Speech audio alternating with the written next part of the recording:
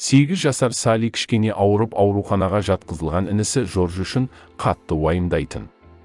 Ата-ана қолдарынан келгеннің бәрін жасап, Жоржды тек қана қымбат операция құтқара алатынын түсінеді.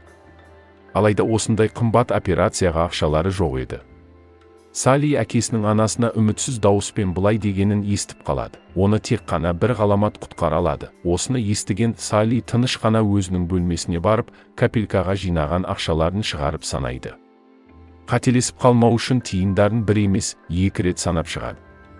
Бәрін қалтаға салып үйден шығады да, тіке үйдің жанындағы дәріханаға барады. Дәрігердің көңілін өзіне аудару үшін сабырмен күтеді. Дәрігер бір кісіге дәріні қалай қолдану керектігін түсіндіріп жатты. 8 жастағы бір баламен айналысатын уақыты жоқ екені белгілі еді. Саллидің жалықпай күтіп тұрғанын көріп, «Ия, балақай, не алайын деп едің? Айта бер» деді. «Тездет, мына кісімен сөйлесіп тұрғанымды көріп тұрсын ғой» деп қасындағы күшті киінген бір кісіге көрсетеді. Салли, «Інім қатты ауырып қалды, бір ғаламат алғым келеді» дейді. Дәрігер Саллиге қарап түсінбедім дегенде, «Не ғой, әкем, оған тек қана бір ғаламат көмектесе алады» деген еді. «Бір ғаламат қанша тұрады?» Дәрігер бұл жолы Саллиге жаны ашып қамқорлықпен қарады. «Өте өкінішті, қызым, бірақ біз мына жақта ғаламат сатпаймыз, саған көмектесе алмаймын» деді.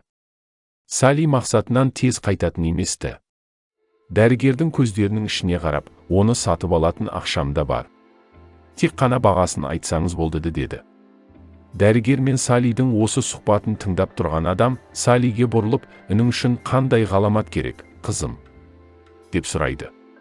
«Білмеймін» деді Салли, сосын көздерінен тамшылап аққан көз жасына қарамай, «Тек білгенім, інім ауруханада және анам операция жасалмаса, ол аман шыға алмайтынын айтқан, және олардың ондай операцияға ақшасы жоқ екен. Бірақ әкем оны тек қана бір ғаламат құтқара алады дегенін естіп дереу мына жаққа келдім». «Қанша ақшаң бар?» деп сұрады адам. $1 мен 11 цент деді Салли. «Бар жинаған ақшам осы. Бұл өте жақсы, өйткені ініңді құтқаруға керек болған ғаламатқа бұл ақшаң тура жетіп тұр» деді жаңағы кісі. Адам бір қолымен ақшаны алды да, басқа қолымен Саллидің қолын ұстап, «Кішкентай ініңмен ата-анаңмен танысқым келеді» дейді. Салли тұрған үйге апаруын сұрайды. Жақсы киінген адам Карлтон Армстронг есімді дәрігер еді. Жорж үшін қажет операцияны жасай алатын атақты хирург. Операция сәтті өтті. Отбасы бұл операция үшін ешқандай төлем жасамады. Сол күні үйлеріне қайтып бара жатқанда, барлық нәрсенің қандай сәтті болғанына әлі де сене алмай, қуанышы ішіне сыймай тұрған анасы, «Әлі де сене алмай тұрмын. Бұл операция бір ғаламат. Кім біледі қандай қымбат болғанын» деді. Салли күлімдеді. Бұл ғаламаттың қанша тұратынын ол жақсы біледі. Тура $1 мен 11 цент. Қанша кәлі болса, сонша ой болады дейме, осы сөзі рас-ау. Дауласқан адамның екеуі де ақылсыз деген тұжырыммен келісер болсақ, өмір сүрудің өзі оңтайланар еді. Себебі дауласқан адамдар соңыра келгенде екі бөлік дүниені айтып жатқаны белгілі болады. Бірі алманы домалақ дейді, ал бірі қызыл дейді. Мұны түсінген екеуі де ойлағысы келмей, тұжырымды шеткері итереді. Ал төмендегі мысал дауласудың еш керегі жоқ іс екенін тағы бір дәлелдей түспек. Мен деген философ Данагөй ақсақалға келіпті.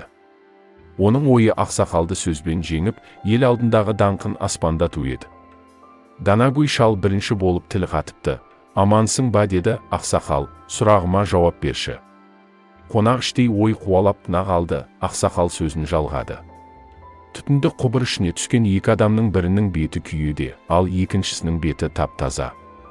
Қайсы жуынуға барады? Жас философтың екі көзі шарасынан шыға жаздады. «Бұл мені жеңіп кетудің бір амалы ма?» Ақсақал үндемеді. «Әрине, кімнің беті күйі болса, сол жуынуға барады да». «Дұрыс емес. Ақылмен ойлап көр, беті күйі адам екіншісіне қарайды да, өз бетінде таза деп ойлайды. Ал беті таза адам серігінің беті лас болған соң, өзінің де бетін таза емес деп шешіп жуынады. Мен мұны ойламадым. Қызық екен, мен логикалық қате жібердім. Тағы бір сынақтан өткізіңіз». Жарайды. Түтінді құбыр ішіне түскен екі адамның бірінің беті күйеуде, ал екіншісінің беті құлан таза.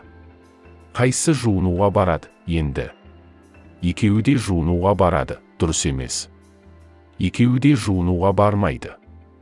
Ақылмен ойлап көр, беті күйі болған адам беті таза адамға қарайды да, өзінің де беті таза деп ойлап жуынуға бармаса, ал беті таза адам беті кір адамның жуынуға бармайтынын білген соң, ол да жуынбайды. Жас философ састы да қалды. Сеніңізше, мен дұрыс жауабын табамын? Тағы да бір рет сұрақ қойыңызшы. Жарайды. Түтінді құбыр ішіне түскен екі адам, ой, Құдай-ай. Олардың ешқайсысы да бармайды. Дұрыс емес. Айтшы, екі адамда түтін құбырға түскен соң, қалайша біреуінің ғана беті күйі болады? Қалайша түсінбейсің? Бұл ойсыз сұрақ. Егер сен өміріңді осындай ойсыз сұрақтарға арнайтын болсаң, жауаптарың да ойсыз болмақ. Азамат жаңадан алған автокөлігімен бір шаруасын тындырып келмек болып сыртқа шықты. Бір кезде көлік тұрған жақтан тарс еткен ащы дауыс естілді. Не болып қалды деп қараса, 3 жасар баласы қолына темір алып көліктің алдын соққылап, майыстырып қойыпты. Ашуға ерік берген Азамат әлгі темірмен баласының қолынан ұра бастайды. Бір кезде баласының қолынан қан атқылағанда ғана есін жинайды. Қан тоқтамағандықтан ауруханаға апаруға мәжбүр болады. Дәрігерлер баланың саусақтарының қатты жарақат алғанын көріп, аман алып қалудың шарасын жасағанымен ештеңе істей алмайды. Амалсыз саусақтарын кесуге тура келеді. Бала ауыр операциядан кейін есін жинағанда қолына аппақ мата оралғанын көреді.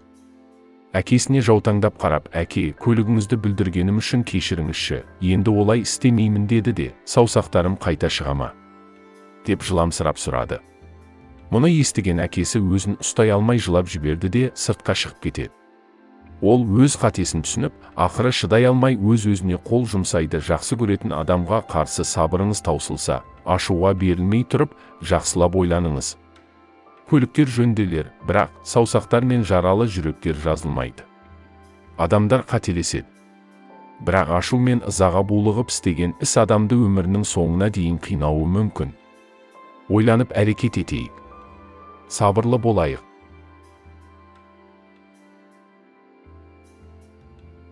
Демалуға келген 3 жігіт нөмерді отельдің 75-ші қабатынан алған.